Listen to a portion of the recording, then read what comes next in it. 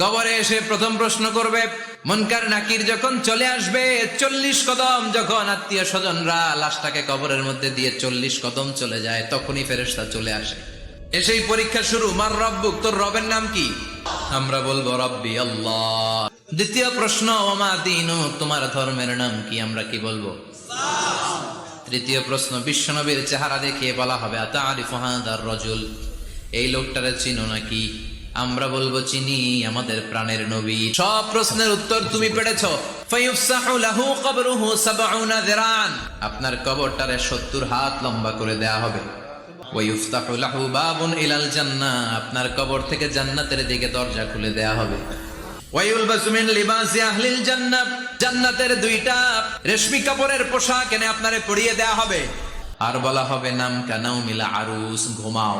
তোমাকে লম্বা সময় পাড়ি দিতে হবে, ঘুমাও। কানাউমিল আরুস, যেমনি